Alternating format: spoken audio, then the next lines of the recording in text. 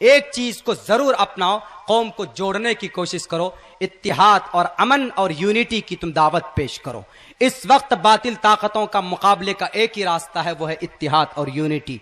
अगर देवबंदी बरेलवी अहले हदीस के नाम पर झगड़ा करते रहोगे तो देवबंद भी जीत जाएगा, बरेलवी शरीफ भी जीत जाएगा कि जैसा अभी जीता है वो।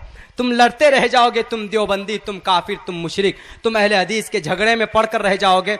असल मैटर को भूल जाओगे कि हम मुसलमान हैं, तो देवबंद बरेली भी कोई और लेकर चला जाएगा, जिसके हक में नहीं होगा वो भी लेके चला जाएगा। इसलिए जवानों, आप सबको यूनिटी बनानी है, मुसलमानों आप सबको मुत्तहिद होना है।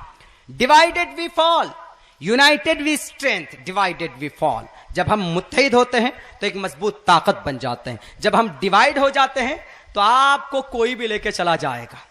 इसीलिए that is very important and you must to be combined, no united we strength, this is strong and super power ताकत आफ्टर अल्लाह सुब्हानहू व तआला। अल्लाह के बाद सबसे बड़ी ताकत इस धरती पर कोई है तो वह यूनिटी की।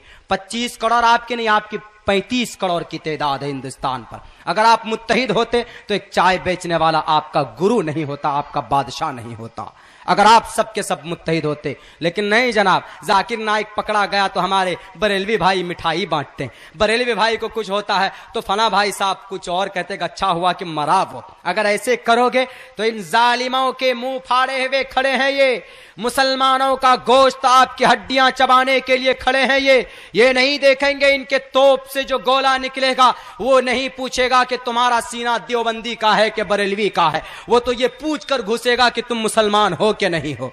मुसलमान की बुनियाद पर हम सब इनके टारगेट है, इन सब के निशाने पे हैं। तो हिंदुस्तान के मुसलमानों, नबी का फरमान भी है यदुल्लाहि अलल जमा, रब की मदद चाहते हो तो मुत्तहिद होना होगा। इत्तिहाद बनाओगे तो सुपर पावर ताकत भी आपके सामने सर निगो कर देगी। जंगे बद्र में कौन सी ताकत थी?